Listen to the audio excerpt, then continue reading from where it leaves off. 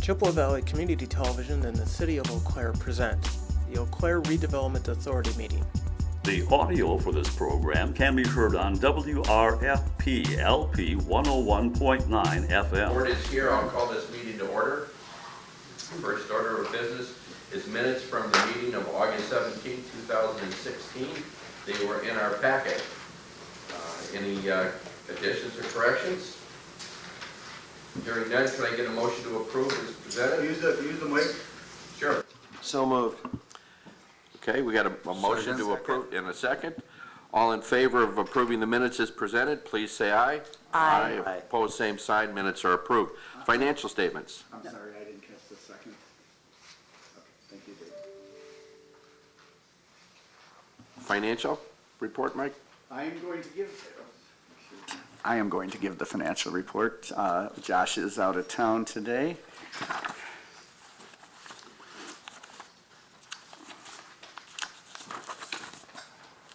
So your expenses for the month of September, the operating expenses were $448 for utilities. Your acquisition and capital expenses for the month were $6,062, and those all were for removal of debris at the 1807 Oxford Avenue. Okay. Any questions? Hearing none, can I get a motion to approve the financials as presented? So moved. Second. Okay, it's been moved and seconded to approve as presented. All in favor say aye. Aye. Opposed, same sign. Financials are approved. Fourth order of business, consideration of approving a development agreement and lease agreement with Draft Beer LLC for property at 1807 Oxford Avenue. Michael? Yes, this is a project that we've been working on now for a couple of months. You have in front of you a copy of the development agreement and a copy of a parking lease, and City Attorney Mr. Nick will take us through that. Okay. Good morning. Been working diligently since your meeting where you authorized us to move forward with this agreement on certain core terms. Attorney Regina Butler, and I just see Mr. Glass has entered the room. So we've been working on that. Regina and I have been working on that for the last several months. Thank you for giving us that time. The primary change, in my opinion, since you've heard it, is a longer closing time frame and the concept of now a lease. The reason these are coming into the project is really to give both sides time to complete some of the necessary elements before closing, and primarily to allow Mr. Glass time to apply for and receive state and federal approval for his brewery. He cannot do that until he has a possessory interest, until he had a lease or actually closes. So we had to look through really two options, either closing with some type of post-closing reversion, which we quickly decided was problematic, or allow a pre-closing lease time frame. Push the closing out a little bit, but giving Mr. Glass and his company Draft Beer time to apply and receive those permits and licenses before closing. So he knew he had those secured and could run the business that we contemplate him doing at the project site. So in front of you this morning for your consideration is not only a development agreement, the terms of which we can run through quickly, but are consistent with the direction you provided us a few months ago, but also a lease, and we'd ask that, again, you consider and approve both of them. The lease is for that pre-closing time frame, again with closing expected to be no later than April 15th of 17, but focused on a time frame that would, again, allow Mr. Glass to obtain those permits and licenses. Lease terms are in the materials in front of you. I'll just quickly run through some of the ones I highlighted. Again, in terms of lease term, it would commence upon execution and anticipated to run through April 15th. You'd be granting us as staff ability to extend upon mutual agreement, should that be necessary, but we hope it's not. The rent, again, especially understanding that it's in anticipation of closing, and the consideration is tied in with the development agreement itself and the purchase price of $250. That's a nominal rent of $1. Taxes, basically, it's a triple net type lease where responsibilities are shifting over to tenant, again, in the understanding that this is a pre-closing possession concept. Tenant's responsible for taxes, things like insurance, maintenance. One slight twist is again, since it is pre-closing, we certainly anticipate and expect it to close, but should it not, and should there be any special assessments, sort of a longer-term value added to the property, they'd come back to the RDA. No special assessments are currently levied or expected on the property. Maintenance is the responsibility of tenant. Again, another concept of this of shifting possession as soon as possible, as while the RDA has been overseeing the property and has undertaken some improvements recently, as just referenced by Mr. Schatz in the financial, including does look better, and it's more walkable now in the back anyway, by cleaning up some of that substantial debris that was behind the building. It is still a building that needs attention, needs securing, needs sort of a day-to-day presence. Mr. Glass is very willing and eager to start doing that, and again, by approving this lease now as opposed to waiting several months for a closing, the parties expect that to be able to happen through Mr. Glass. Again, other fairly standard provisions, insurance responsibilities for the tenant. So long as the property is owned by the RDA, it'll be on our listed insurance through the city as well for real property, but Mr. Glass will also obtain insurance both on the property and any personal property there. And I think those are the only items I highlighted to your attention. Certainly, Attorney Butler may have additional things to say or on this, or when I'm done on any of the items, or frankly at any time. You don't have to wait until I'm done. If you have questions, let me know. But otherwise, I'll move on to the key terms under the development agreement. As you recall, after a morning negotiation session, we were able to report, a tentative agreement, and then the parties had to go out and actually draft this and work out the details. So those details somewhat mirror, highlight a few of the issues, but somewhat mirror the lease. Closing date, April 15th. It does allow for mutual extension. We hope that's not necessary, but you've already heard the key points that will drive when we can move forward with close. I would note here on the first page, we set out approximately the square foot of the remodeling and then identify an exhibit. While both sides certainly have been working, again, diligently on this, one of the other good reasons for a slightly delayed closing is there is still work to be done on the exhibits. You'll notice most of the exhibits, all but one of them, are not yet attached. So things like exactly how much or exactly where the parcel will be. So even the legal description, what we anticipate will either be a CSM or a plat eventually of the property, still has to be determined. And on the RDA and city's side, and on Mr. Glass's side, finalizing some of the elevations, his site plan, that work, those will all be eventually attached, and we're looking for your direction to be able to do that at your direction, but at staff's oversight. While the closing date is pushed off, the deliverables are not. The key dates of completion by the end of 2019, with the initial tax guarantee starting in January 1 of 2020, remain in place. The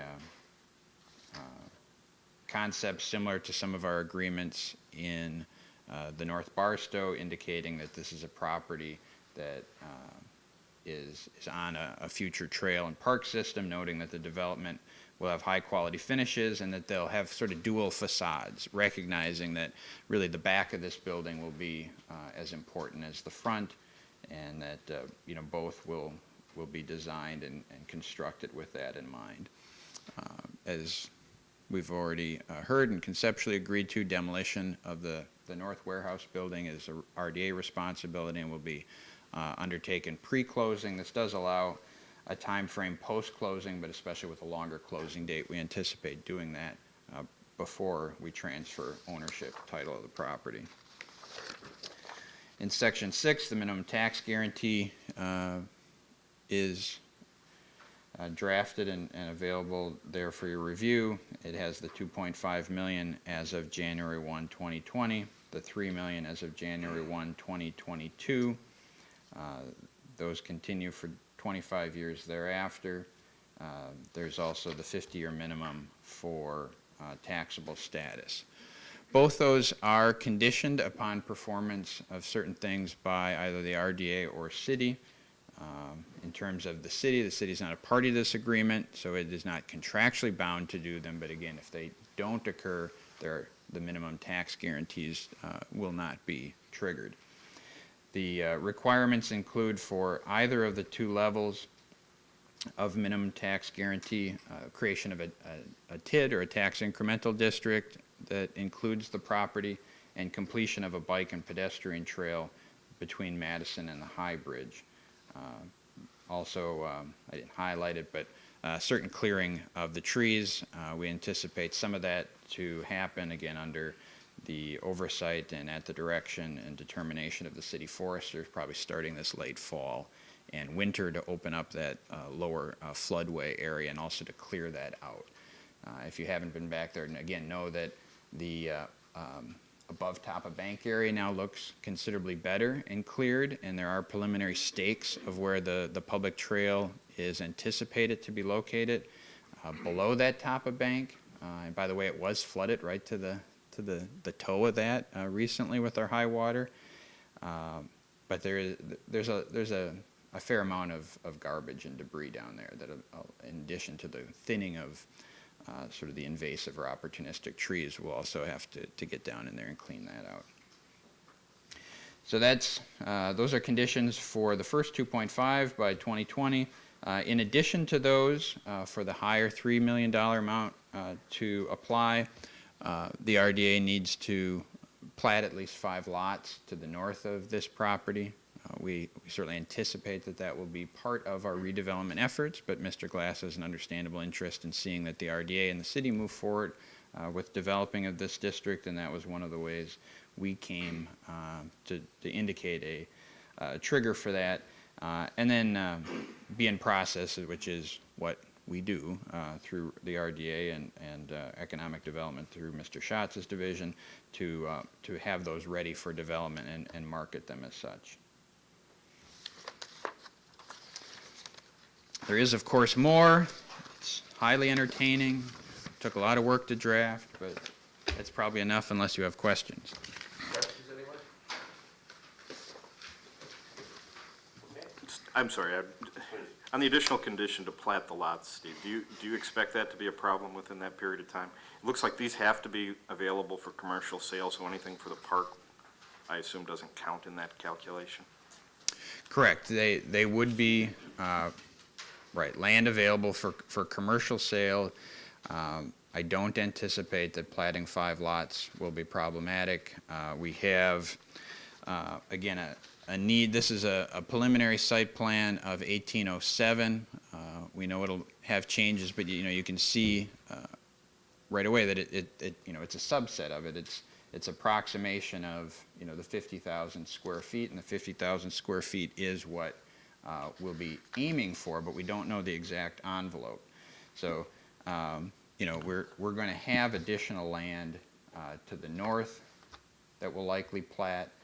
The platting process will also then dedicate land back to the city, and we really expect that back to you, maybe not the full 5, but potentially before closing this. I mean, for sure we'll need meets and bounds legal descriptions of the land to transfer to the city and the amount to transfer to Mr. Glass or draft beer Do you- before closing. I know the exhibits are pending. For the option piece, are you actually going to plat or by certified survey map divide a couple lots for the option piece as well? Do those count toward the 5, I guess? Well, nothing to the south would count, and The area that's going to be torn down, though, I assume is But- part of the option piece? a portion of it, right? And this is all very preliminary, as you can see. I just sketched it out. The 50,000 is very approximate. Exactly how the envelope is going to look is approximate. You know, so in this one, you know, we had talked about because the top of bank is that red line, and so it does nicely push out right behind the brewing project site, which should create a nice, you know, private to public transition space. So the trail can swing out here as we've tentatively shown, but then it pinches here a little bit. So, you know, we talked about, and then in this draft that we got just yesterday, you can see that the property line is shown as a little bit of a curvilinear there. So anyway, we'll figure all that out and try to have, you know, we'll have to have that in place before we close. And whether we do it by plat or not, it remains to be seen. But, you know, this would be a parcel then expected to be transferred to the city. Some still to be defined amount, but something, you know, less than the full, to the full northern property line here would be available as an option to Mr. Glass, which he enjoys for 2 years approximately. At the end of 19, I believe it runs through. And that would still be defined, and then the rest of that would be available to create a new lot. So I think you have obviously at least a CSM there and a good start on a plat because you already own the next property to the north.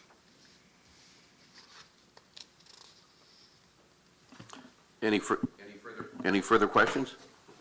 Okay. Just to clarify, the option runs through December 31st of 18, so end of 18, start of 19. Thanks very much. Thank you. Mr. Glass, or your attorney, any comments, anything you'd like to say concerning this? No? I don't really have anything to add. Do you? No. Nothing to add? Okay, very good. Thank you. Steve, I am assuming you'd like a motion to approve the lease and the development agreement? Yes, please. Yes. Okay, Board, you've heard it. You've had your questions answered. Can I get a motion to approve the lease for 1807 Oxford Avenue as presented? So moved. Second. Okay, moved and seconded to approve the lease. Any discussion? Hearing none, all in favor of approval, say aye. Aye. Opposed, same sign. Lease approval passes. Now, the development agreement. You've heard the presentation. You've had your questions answered. Can I get a motion to approve the development agreement? So moved. I'll second. Moved and seconded. Any further discussion? Hearing none, all in favor, say aye. Aye. Opposed, same sign. Development agreement is approved. Thank you. Okay. Next order of business is presentation of a proposal for Block 7 in the North Barstow Redevelopment District. Michael? Yes, we've received a proposal that you have in front of you. Mr. Schaefer from Commonweal is here to make his presentation and to answer any questions that you have. Mr. Schaefer?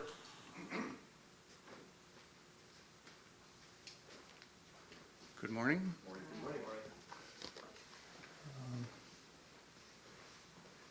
This here.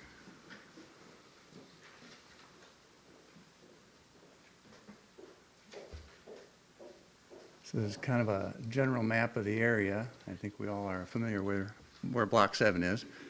And we have had an interest in doing something on Block 7 for some time, really, but the timing probably wasn't quite right. We had to get a couple other things taken care of before we really embarked on something here. But we are very interested in doing something on Block 7, and we felt that there are a couple of real key components to any good project on Block 7, and that would be to have legitimate commercial space on Barstow Street. I think Barstow Street's going to be a real vibrant corridor going forward. It's already got a good start on that, but all the way from Madison Street to up to Lake Street seemingly be a commercial corridor, and to have any gaps in there we feel would be kind of a problem from an urban planning perspective. We also felt that it's important that there be underground parking, legitimate underground parking on a project at this site. And in this area in general, it's important just to minimize the amount of surface parking, and also the type of housing we'd like to create on this site. It's real important to have that underground parking as a component so the residents have warm, dry, and secure places to park their cars. So what we're proposing is a project with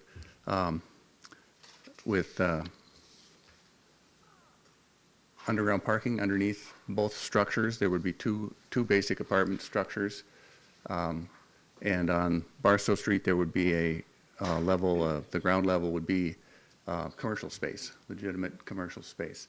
The market right now is a little soft for commercial space down there, so our thought is that, having been hearing about the interest in having an indoor public market, that the two projects could come together and actually work together. So what we'd be looking to do would be to provide on the ground level of the mixed-use building a space, approximately 20,000 square feet, that could be used as the indoor public market. There's been, the report that was presented and approved talks about combining potentially a local grocer, a food co-op to anchor the public market, and we're not really here to talk about exactly how that 20,000 feet could be used. What we're trying to do is facilitate in a cost-effective manner the creation of 20,000 square feet. When the public market study was done, they kind of alluded to the fact that Eau Claire was a little bit small. They didn't know that the market was really here for a full-blown public market, the kind you see in different places, Milwaukee, or the book that the gentleman Ted was kind enough to show me. There's literally hundreds of these things throughout the country, and some of which are real great structures. They've redone structures. They're built big 50, 60,000 square foot structures with vaulted roofs and skylights and all that sort of thing, and that would be great. And if there's a possibility of doing that, I wouldn't suggest that that not be done. But in taking into consideration the fact that this market may not be able to support that type of a facility, it occurred to us that the two projects could be brought together. I guess the other part about this project is that the building going down Wisconsin Street would potentially be just an apartment building, would not have commercial space on the first level. The cost, if you break out the cost in the entire project, is roughly an $18 million project. If you break out the cost of that first floor on the mixed-use project there, it's about $3.25 million. And that is for a legitimate commercial structure, probably with a 20-foot ceiling, all concrete and a lot of glass, similar to the first level of the Haymarket Landing project, but with probably a little bit higher ceiling. So moving forward, it's just the idea would be is that in accordance with that study, that a third-party sponsor would actually operate the indoor public market, and that may look a little bit like this, and a little bit closer up version of what, just as a real crude example, very preliminary example of how that 20,000 square feet may be divided, would be something maybe like this. And again, this is all for continued discussion and for input to be taken to create the actual design of the space.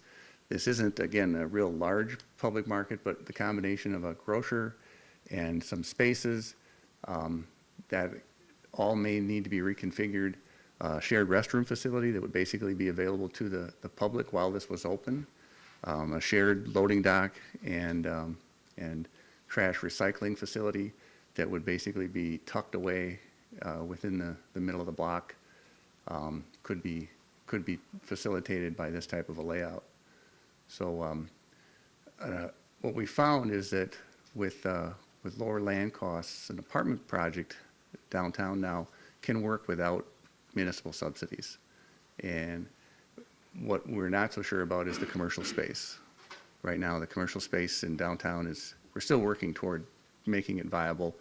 We're getting some tenants down at the Haymarket Landing, but it's been slow going. And I think it's still a couple years out. And I think that's maybe why there has been a little hesitancy for other developers to approach and provide some kind of a proposal for this block, because that commercial component is still a little bit questionable. I think in the future we're quite convinced that that's going to change, but in the meantime, to get something done now, it's a little bit speculative and a little bit risky. So the idea is to use this project to facilitate some commercial space, albeit through an indoor public market. The indoor public market concept, I think everybody's probably fairly aware of what that's, what those discussions have been, but it would allow for fresh foods to be delivered to the community year-round. It actually can be used as kind of an incubation space for small and growing businesses, farm-oriented businesses.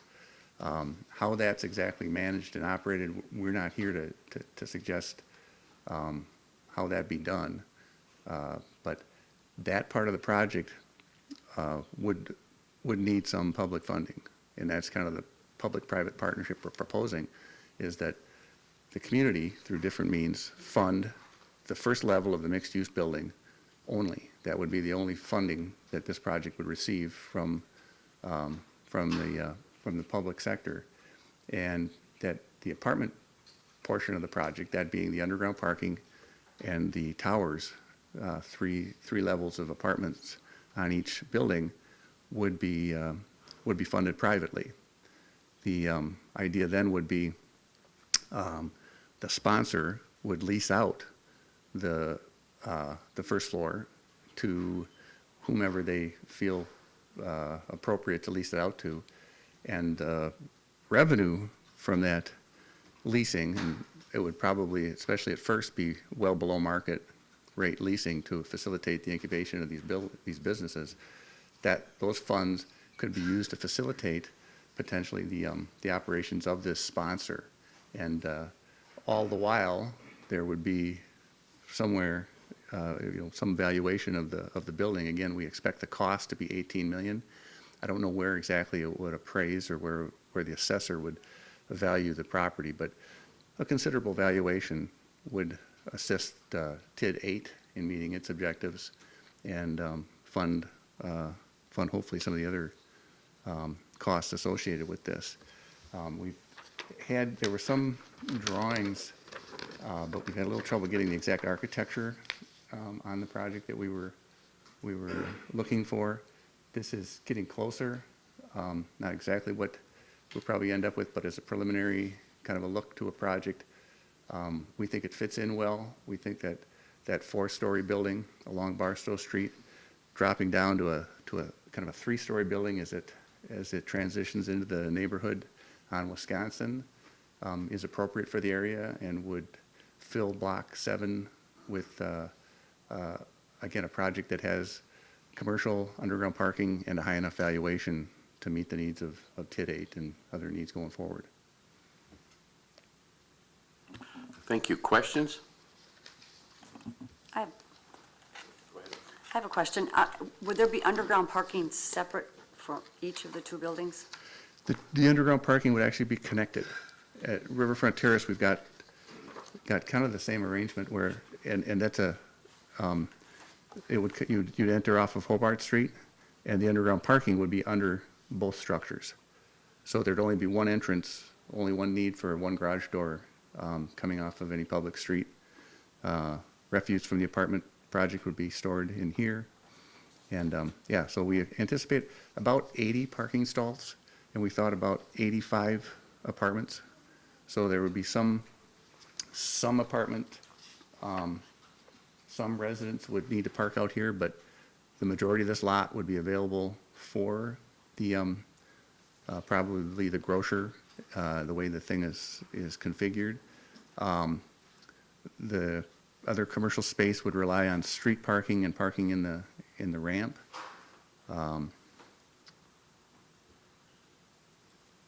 But,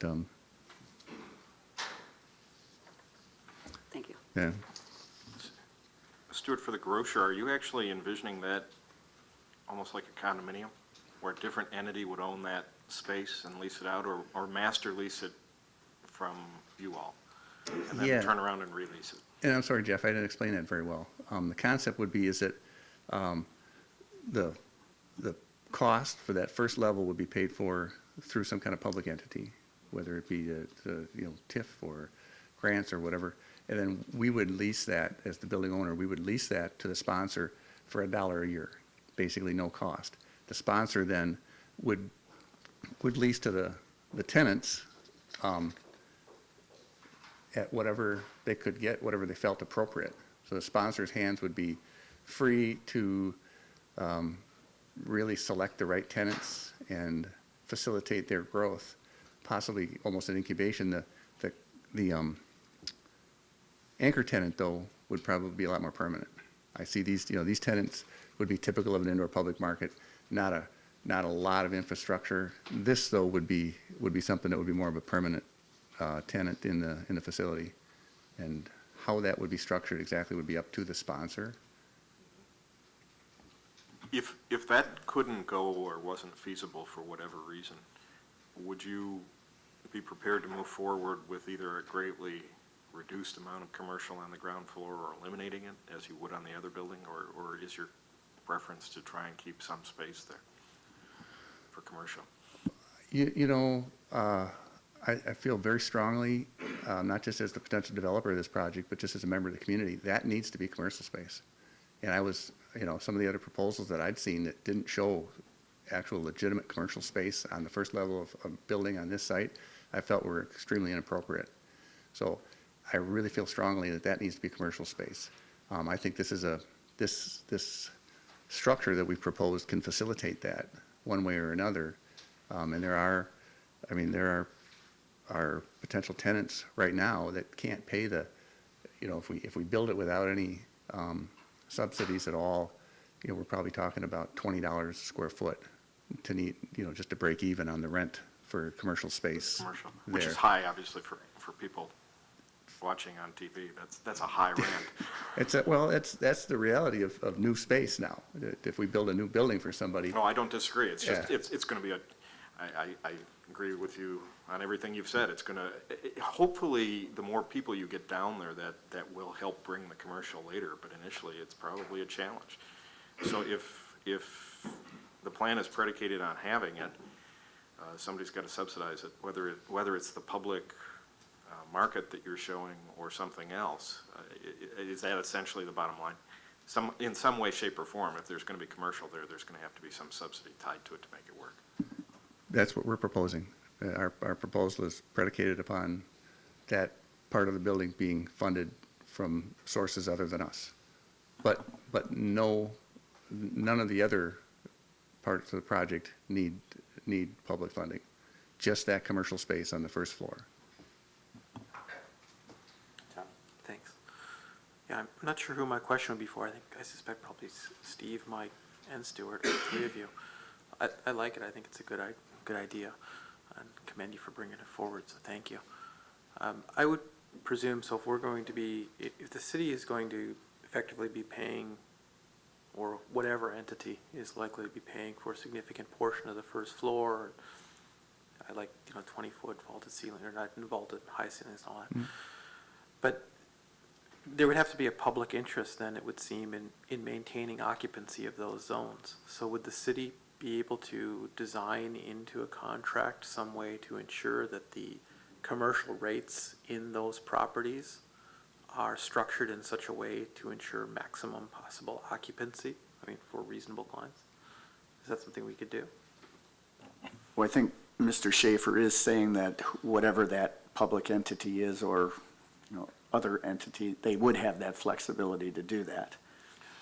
Right, I understand the flexibility, so they would be able to move the rate where it is, but it would seem to me that the third-party entity or public entity or whomever, depends who it is, right, the answer to that, they're not necessarily going to have the strongest of incentives to maintain maximum occupancy. I mean, certainly some of their revenues would come out of, as Stuart, as you're saying, their operating revenues for whomever this managerial sort of party is for this, right, is going to have some interest in maintaining some occupancy, but if they're essentially a non-physical entity, right, I mean, what are their costs of operation, right? So their costs of operation are going to be extremely minimal, so their incentives to draw additional revenues, I don't know, are going to be strong enough to ensure a strong occupancy within this place. So it would seem to me that the overarching entity, which is probably the city, is going to have some say. Okay, so look, that place is empty, lower the rents. That's still empty, lower the rents, until we get some real occupancy in there that's able to draw traffic, which is then going to eventually, over time, bring those rates back up. So I'm asking, do we have that authority as a public entity to say those sort of things? I mean, or would we? Take a shot at that. I think one comment is that we're at a very preliminary stage. So this is a concept proposal. We do have a closed session next. So keep those two concepts in mind. There certainly are vehicles that if this proposal moves forward, we can work on.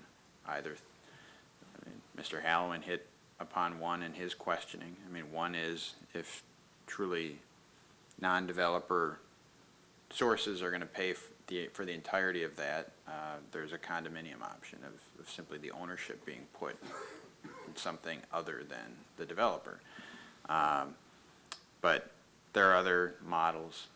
There are, so contractual rent control, basically.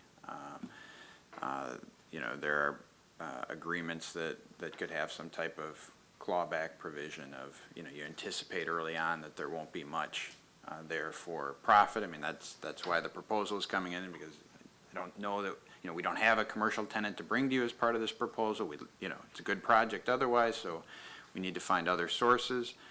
But if those, if that tenant should come along, or a series of them, and really pay $20, then, if the developer didn't pay for any of that, there's obviously quite a windfall. So, I mean, I've certainly seen development contracts, and we could eventually get to one that brings some of that back. It's all really it's too early to tell. I mean, it looks like we have, perhaps people in the audience that are involved with one local grocer. I mean, again, if that grocer or any other grocer is interested in this space, they may very well have part of that financial interest and then be part of the equation as well. So there are options, yes. I think it will be the, under this sort of proposal, that's where you'd spend a fair amount of your time negotiating, in addition to the standard ones that we usually talk about, right? Things like the density of the development, the value, the timing for it, things like that. But it's something we'd work on, and there are legal options. One other comment, I don't know that it would be the city. There would be no other reason to bring the city in. Three-party agreements are something we've tried to avoid. We've had to go there a few times, or a couple times, but this would likely be a bilateral agreement. It's RDA-owned property. It'd be between the Redevelopment Authority and the developer. And just to clarify, I just used this to plop the city in there as a convenient public entity, but yeah, that's agreed. Well, in the market study, the Insight, or what was the Market Ventures Incorporated, identified possibly DECI or possibly the North Barstow Business Improvement District as the sponsor. So the sponsor would basically have no cost of rent on the space. The idea, as we see it now, and again, this is all subject to change and negotiation, but the idea as we see it, that they would in fact pay their share of operating expenses, though, including real estate taxes. So that would actually cover the payments to the district, the TID district. That being said, those operating expenses are probably a total of about $4 to $5 a square foot. And so any business that you talk about downtown is paying for their share of taxes and CAM charges, snow removal, and all that sort of thing, the operating expenses, the utilities, but having a base of $4 to $5 a foot.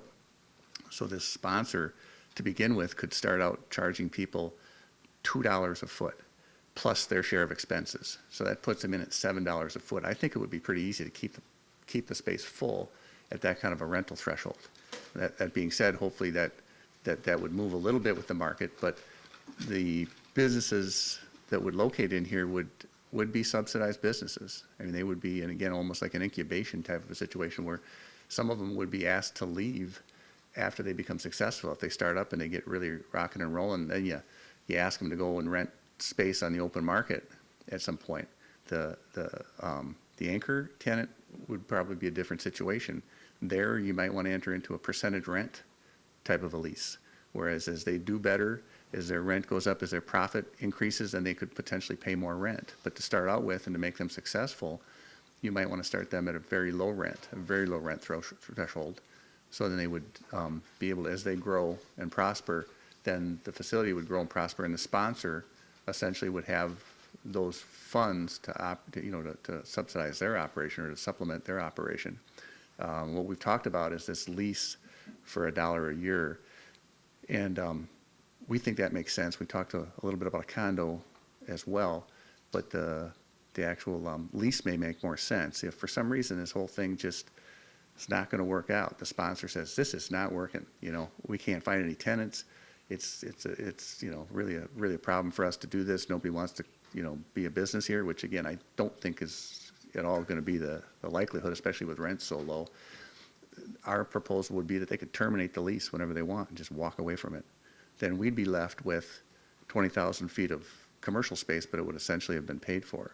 Now, I don't think that's going to happen, but that's the plan B. If all fails, the sponsor can walk away. And I didn't anticipate that the city would be the sponsor. That doesn't really work very well with the proposal we're putting forward. But as Steve said, super preliminary. The idea is to get the idea out there,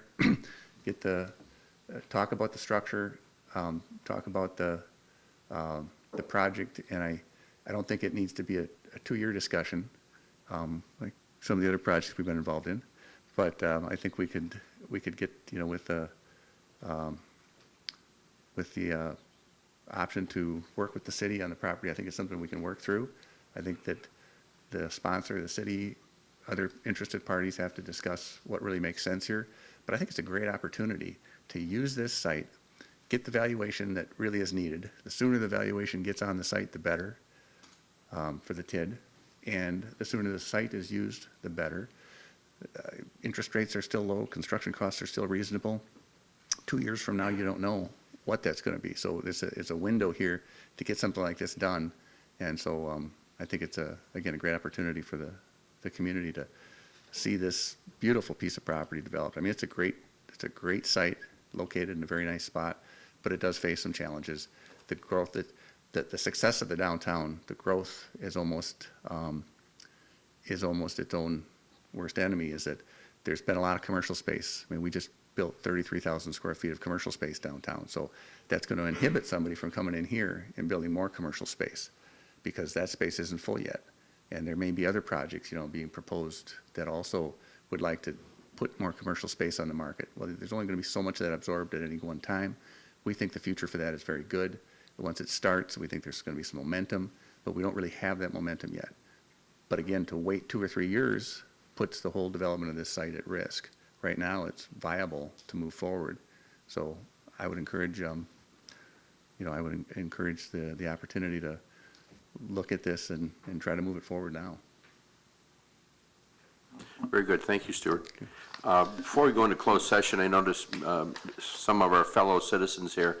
Anyone have a comment on this proposal prior to the board going into closed session? No? Okay. All right. Excuse me, there is, I'm sorry, please. I'll say something very brief. I'm Eileen Immerman. I'm the co-chair of the expansion project for Just Local Foods. I'm a former nurse. I'm a mercury toxicity survivor, a breast cancer survivor, and I blog about food. So as you go into this, we're very interested in partnering with Stewart on this. And the only thing I would say is we're not just another grocery store. We aren't another festival. We do a very specific thing. We work with local farmers. They are our partners. And when I say local, I mean from all over the state of Wisconsin. And so as you move forward, don't think of us as just another grocery store, because this is the future of what food's going to be. And in big cities, they're on the precipice. That's why Whole Foods has gone to little stores called 365 that are trying to emulate what small co-ops are. So we would rather do that in Eau Claire with our own people and not have a big corporate firm come in and do the same thing. And that's all I would want to say for right now, unless you have Okay, questions. thank you very much. Okay. Any further comments? Okay. The Redevelopment Authority may convene in closed sessions to discuss the terms and conditions of a redevelopment proposal and a development option agreement for Block 7 in the North Barstow Redevelopment District, which is permitted in closed sessions pursuant to Wisconsin Statutes 19.851E. Can I get a motion to put us into closed session, please? So moved. Second? Second. It's been moved and seconded to go into a closed session. All in favor, say aye. Aye. Opposed, same sign. We're into closed session. I'll ask the public to leave and the cameras to be turned off, and we'll go into closed session. Option agreement for Block 7 in the North Barstow Redevelopment District. Does anyone would like to make a motion to that effect? Okay, hearing no motion, what we would like to direct Mike and his staff is to continue discussions with Stewart and his organization, exploring financial models for proposed commercial space from private funding other than the TID, and other organizational models to see if we could make that work. Understanding that we do have some time constraints as far as making sure that we get the valuation and the funding and move forward with that. All right. Number 7, consideration of a request for Market and Johnson to use Block 7 for construction parking. Michael? Yeah, this was a request that came into you a couple months ago, and you directed staff and the city attorney to draft a lease agreement. That agreement is in front of you now, and Mr. Nick can lead us through that, or you can ask any questions that you have. Steve? Certainly. What you have is a short-term parking agreement. It would be a 30-day, basically month-to-month use of Block 7 as temporary parking for Market and Johnson, its contractors and employees as they're working on the Confluence Arts project. You just heard a proposal for Block 7, so certainly to the extent in 2017, if we're able to finalize that type of a deal, and we have construction activity that's looking to begin on that block, we'd terminate this agreement and work with Market and Johnson and their contractors to try to locate other parking spaces within the downtown. Okay, so it wouldn't negatively impact any other projects that we've got, and the rent is 0. Correct. There'd be no rent. It would be somewhat similar to previous agreements you had on Block 7, really before it became improved, and then a temporary spot while we were constructing the parking ramp, the North Barstow ramp.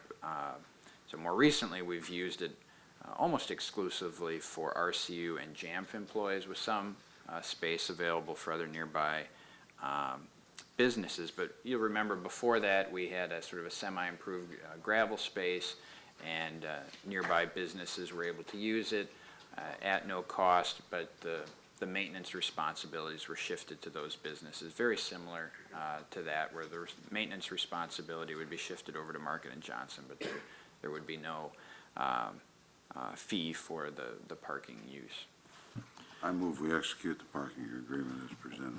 Second. Okay, it's been moved and seconded to execute the parking agreement as presented. Any discussion? Hearing no discussion, all in favor say aye. Aye. Opposed, same sign. Motion carries. Michael, number 8 is the review of the Cannery District Conceptual Plan. Do you have some information for us? Yes, I do. I'll pass this out.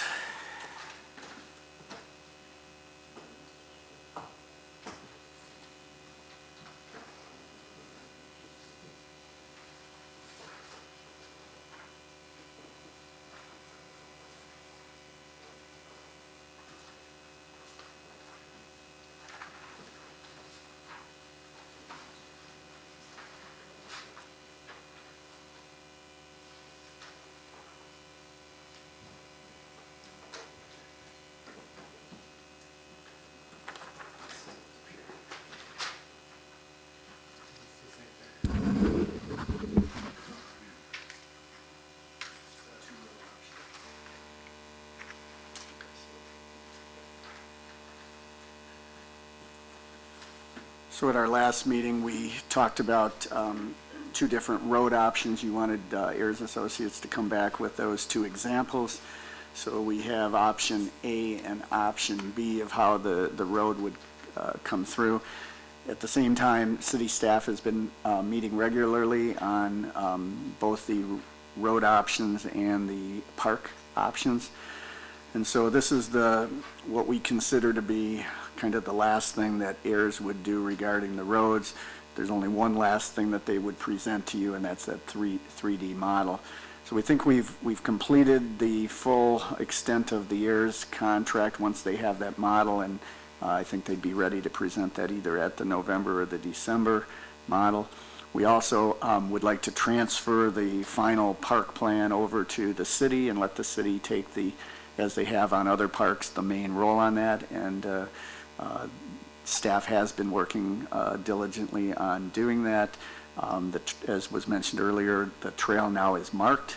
You may even want me to set up a meeting where we could all go walk it if you want to take a peek yourself. Staff was able to do that in the past weeks, but movement is going strong from the city standpoint, with a lot of planning going involved and some timelines, and continuing to meet regularly. So just wanted to wind it up with Ayers, with showing you these 2 options of the roads, and then staging their presentation with the 3D model. Any questions? They would be prepared for November to show us the 3D models in November? Either November or December, but I think November will work. I'll double check with them.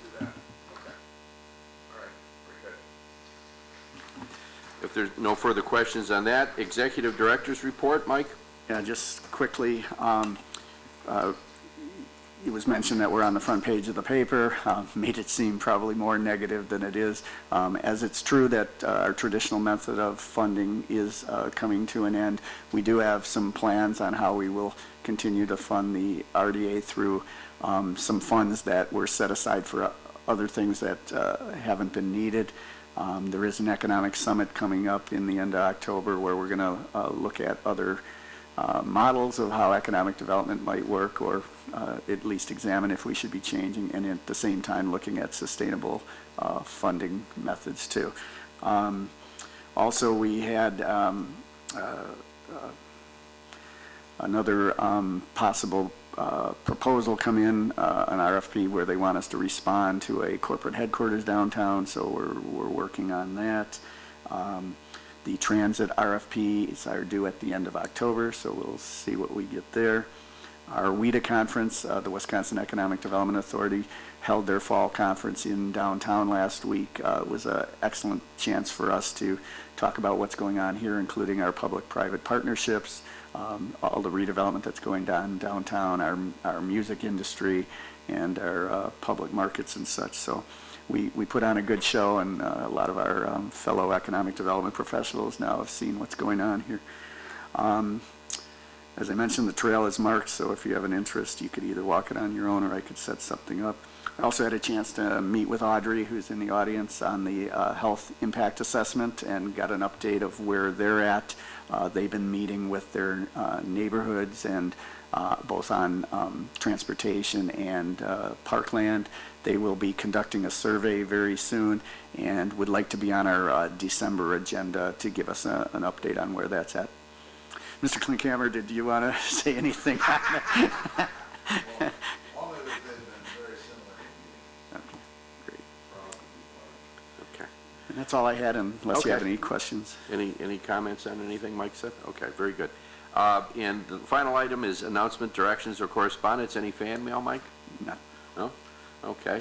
And I think the staff has been given direction on Block 7, and we're looking forward to an update every meeting with that. And so if there's no other business... Just the date of the November meeting is... That is November 16th. 16th, that's correct. The 16th, the normal Wednesday. So we stand adjourned. Thank you, everybody. This was a rebroadcast of the Eau Claire Redevelopment Authority meeting, presented by Chippewa Valley Community Television and the City of Eau Claire.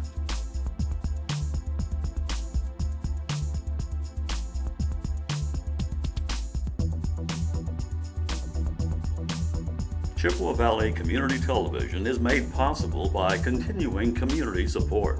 If you would like to volunteer or make a donation, you can contact us by calling 715-839-5067 or on the web at www.cbctv.org.